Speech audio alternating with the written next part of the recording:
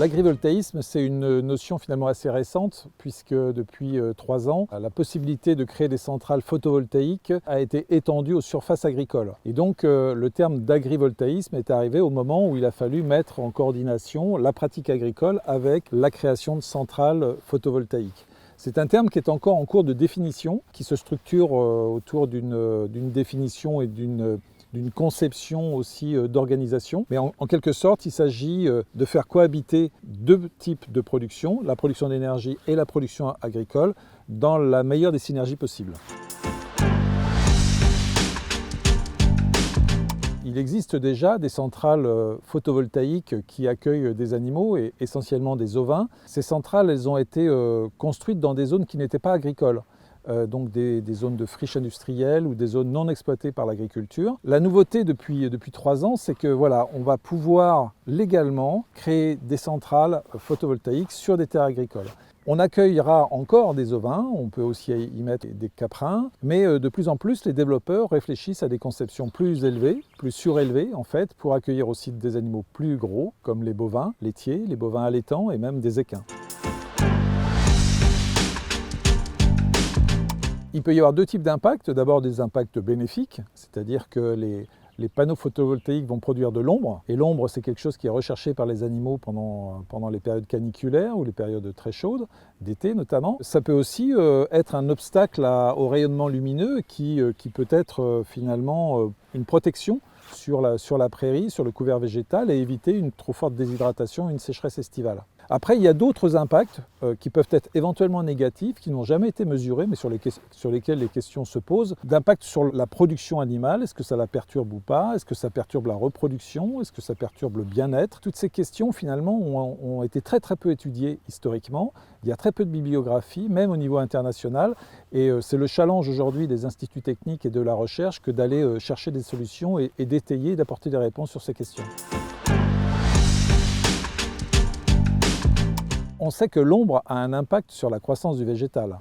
Donc évidemment que si cette ombre est trop permanente, trop proche, trop intense, il va y avoir une adaptation du couvert végétal et une perturbation, une modification de son rythme de croissance. Dans les zones très séchantes et très chaudes, on peut penser que les panneaux vont produire une ombre qui va être bénéfique au maintien du couvert végétal parce qu'il va éviter le dessèchement trop rapide des sols, l'évapotranspiration des plantes, et que ça va être peut-être un facteur de maintien de la productivité de la prairie.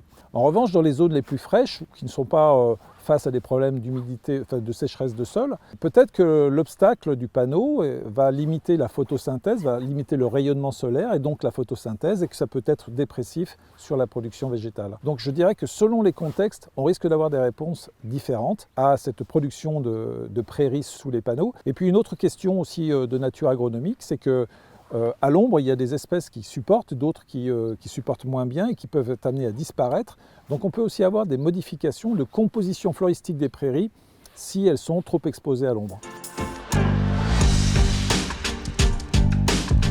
Dans ce couplage entre agriculture, élevage et production d'énergie, on peut voir quand même un effet bénéfique, c'est-à-dire que ça peut être une forme de diversification des exploitations agricoles, surtout dans les zones à faible potentiel où il n'y a pas d'autre choix que la prairie permanente et l'élevage. Souvent aussi par rapport à des systèmes de production en production d'élevage, viande, qui sont parfois peu rémunérateurs. Donc l'arrivée d'un atelier énergétique, c'est une forme de diversification, de consolidation des revenus et qui peut être même aussi un facteur de pérennité des exploitations en les rendant plus attractives au moment de la transmission.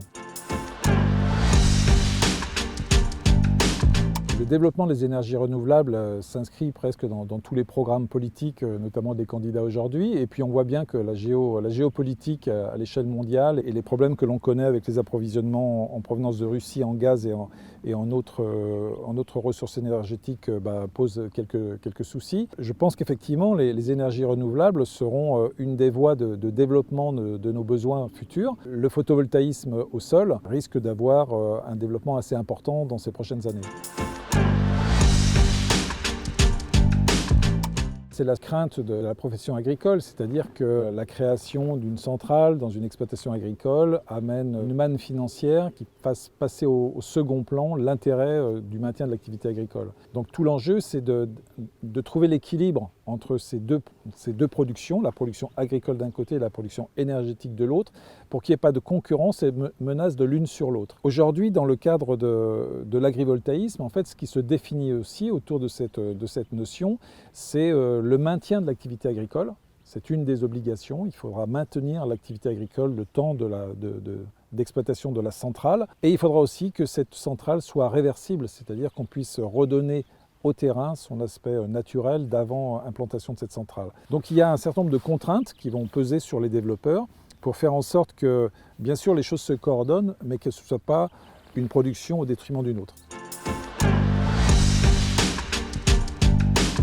Aujourd'hui, pour mettre en place une centrale agrivoltaïque, il faut quand même, c'est un processus assez long qui passe par un certain nombre d'étapes juridiques. On estime entre 2 et 3 ans le temps de conception d'une centrale, de son idée, de la découverte de l'implantation potentielle jusqu'à la mise en production. Donc c'est quand même un processus assez long, avec des étapes de validation juridique à différents niveaux où interviennent différentes structures, et notamment les structures agricoles également. Mais ça met en cause aussi des questions d'environnement. Quelque part, c'est un cheminement administratif assez long et assez compliqué qui fait que tous les projets d'ailleurs n'arrivent pas à aboutir. L'un des leviers sans doute serait sans doute d'assouplir ou de faire en sorte que le temps d'instruction soit raccourci.